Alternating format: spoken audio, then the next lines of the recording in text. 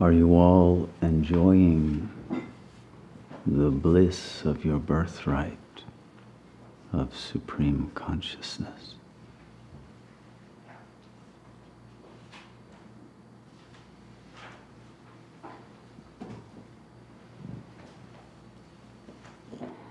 Or are you still cheating yourself of knowing your highest potentiality?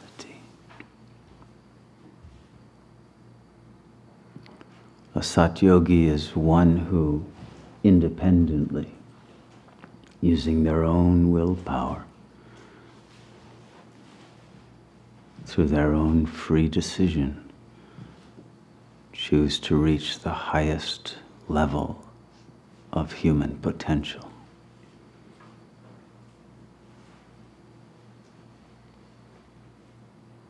Of that level of consciousness that transcends the human.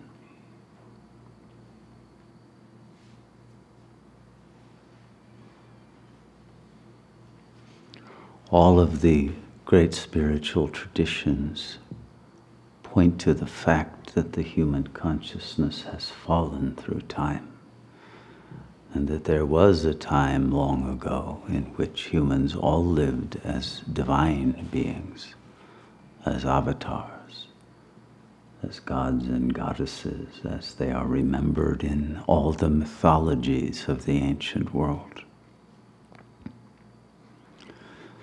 And then after the fall of consciousness into the egoic mode, it remained in every culture. The highest goal was to strive to regain that consciousness of the Supreme Presence. That has been the thread that has united every culture. And enabled what is best in every human being to emerge to the fullest extent possible.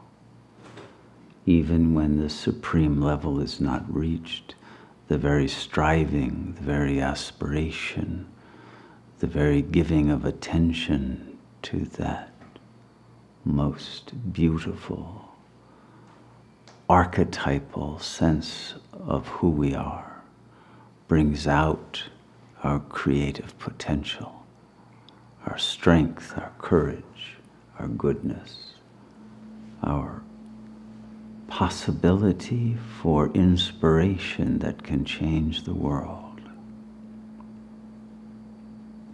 And the goal of every healthy culture has been to provide the tools to go through such a rite of death of ego and rebirth as that supreme consciousness that is absorbed into the unified field of the Absolute, that is the creative intelligence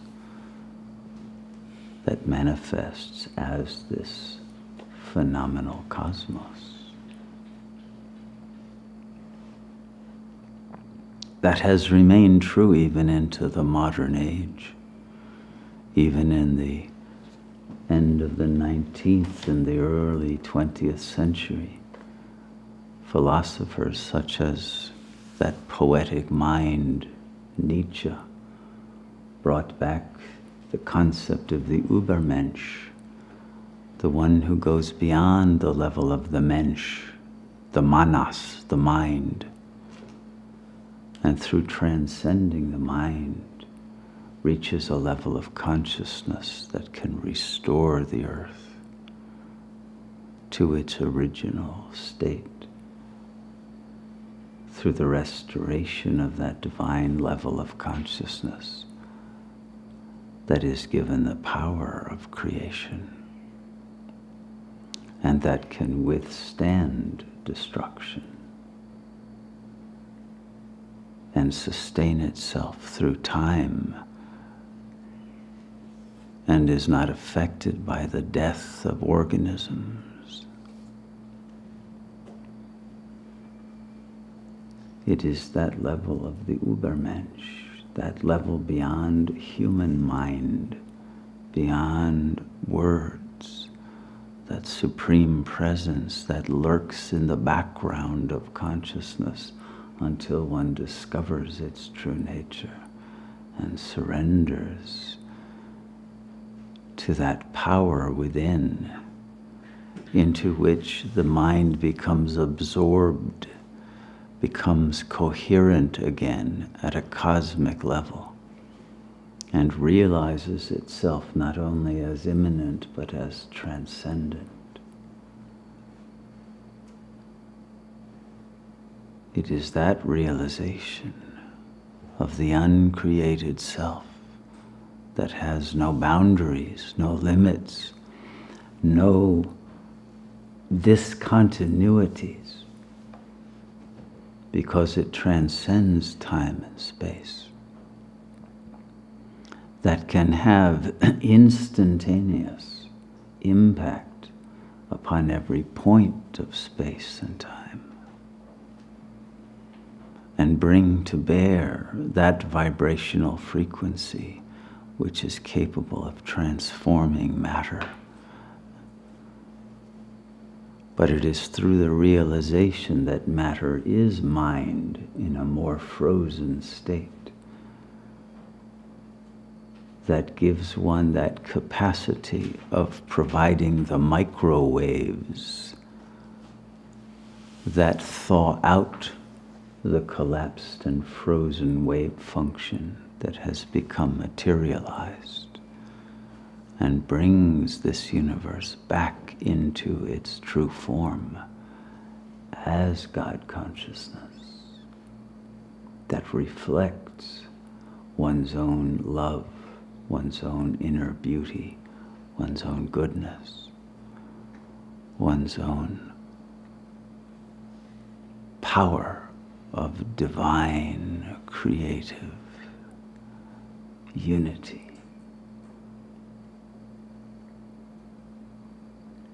It is this uniting of every entity, every waveform, every manifestation to vibrate at the same resonant frequency that enables God consciousness to fully manifest in and as this world and transform its destiny.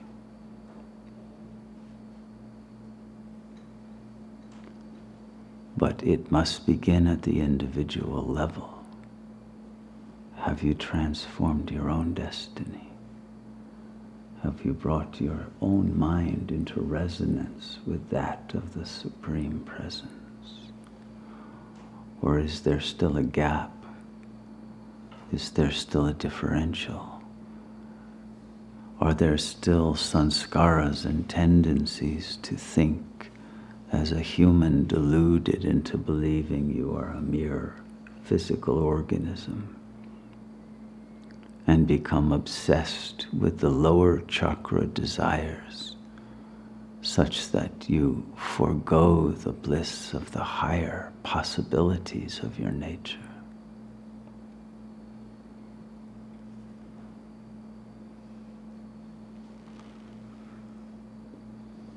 The yogi is one who unites with that highest frequency of consciousness and does not miss out on the opportunity to be part of the restoration of that divinity that is meant to steward this planet into a new age. We have reached a historic moment when consciousness has indeed bottomed out. It has crashed. It has lost touch with reality.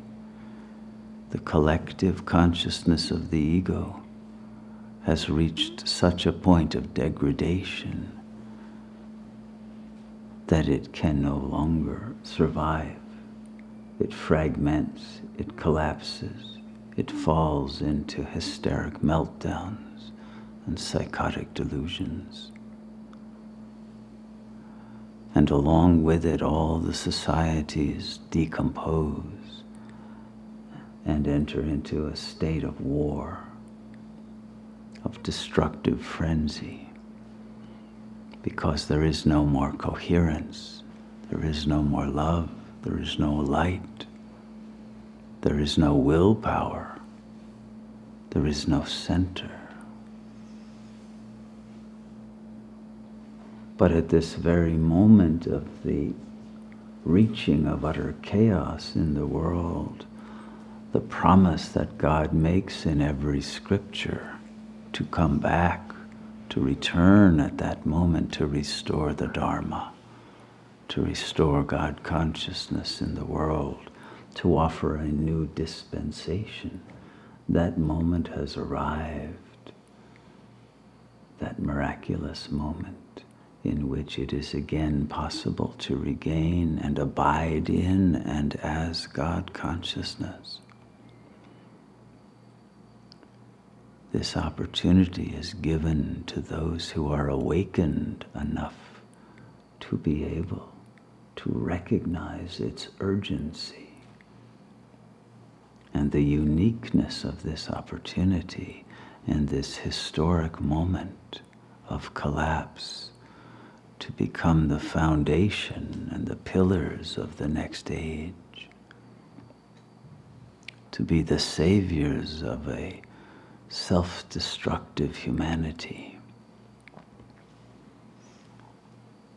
by first saving yourself from the perdition of the fallen ego, and then transmitting the power of ascension to everyone else. Are you transmitting that power? Have you chosen to be one of the powerful ones rather than one of the weak ones? Have you made that decision to be the right hand of God, to be the real Hanuman? Have you made that decision to serve Rama, not Mammon, not Satan, to serve the real, not the false? Have you made that decision to honor your true nature, to honor the God within, to live as a being of light and love, not as one of fear and desire and moral perversion? Have you made that decision? Because only once that commitment has been made indelibly, irrevocably, does the process of transformation get underway. If there is any ambivalence, if there are any fragments of consciousness that still want the lower rather than the higher, then the journey up the mountain of God cannot be made.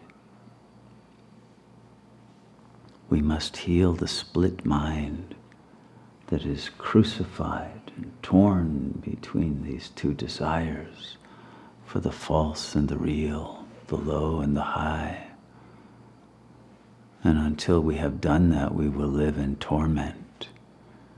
We will live in agony.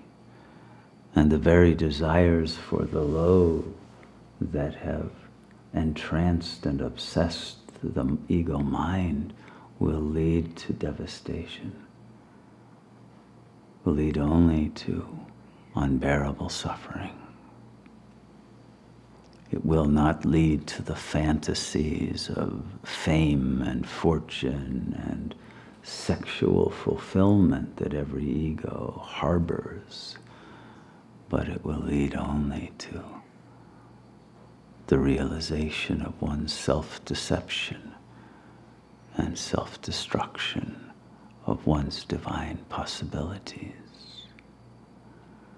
But do we have the maturity, the wisdom, the love, the care, the duty, the strength to live again as divine beings and not give in to the egoic tendencies, but to annihilate them in the fire of truth and of love of God? the one fire that purifies the soul. Now is the time, and the clock ticks. The time itself that we are given to make this transformation is nearly over. Will we squander what remains, or will we make use of every moment to remain focused in God consciousness and never fall again into the ego delusion? There is nothing more important than this. Nothing. If there is any other priority that you have put higher than God, you have made a serious error in your calculations of the appropriate values for existence. And there will only be sorrow at the end of that road. And so every tradition, every sage, every prophet, every avatar warns us, advises us, give up all the egoic things and follow the light. Rise, awaken, be free. Enter Christ consciousness. Be absorbed into the Buddha nature. Realize Brahman.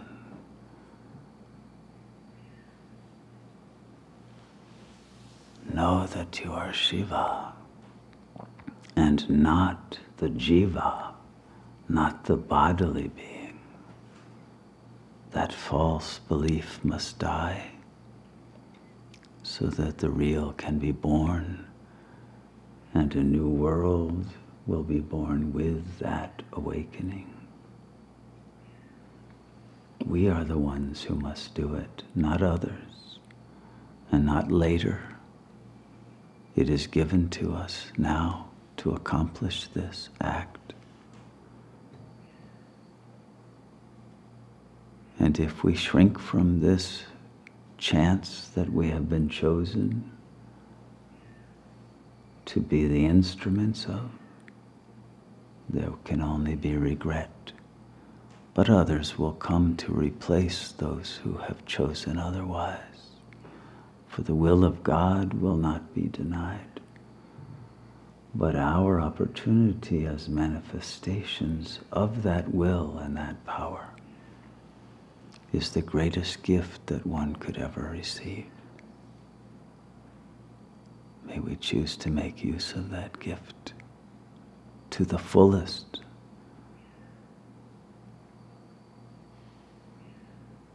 And share it with all, so that every seeker is given the opportunity to return to the light and receive the same blessings that we have been given by God. To know God firsthand, directly, as the self. Do not pass up that opportunity, because it is only given at this one historic moment, on a retail basis. At every other time in history of our past, of the last 3,000 years, only 1 in millions would carry that light. But now it is given to a whole community to carry that light, to manifest as the one light.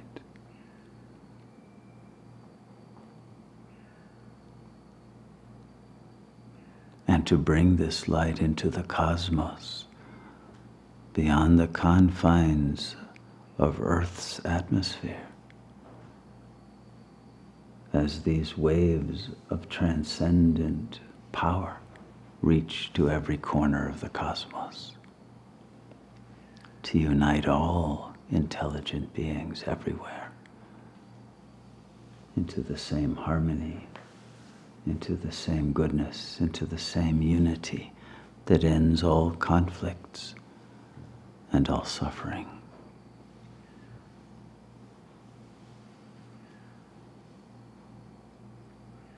may we choose to have no obstacles in our path, to be part of this great arising of energy that will bring peace and joy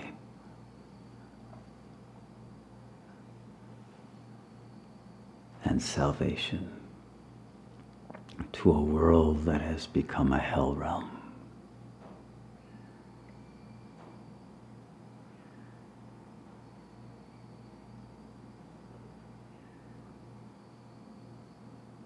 Have the mercy to be a guide to free others from their suffering, rather than simply to add to the suffering of the world.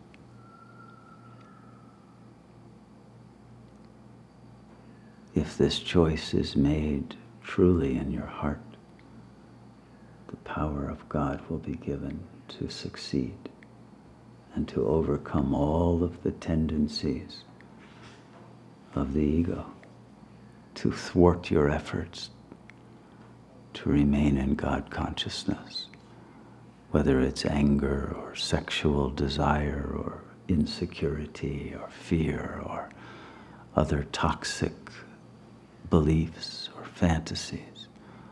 They will all dissolve easily once you have given your life to God consciousness. Do not allow any deceptive thoughts of weakness to fool you into believing you are not a manifestation of God, because there is nothing else but God that is real, and therefore you must be that. But you must know it and feel it in your heart and your mind without doubt, without separation, without distraction,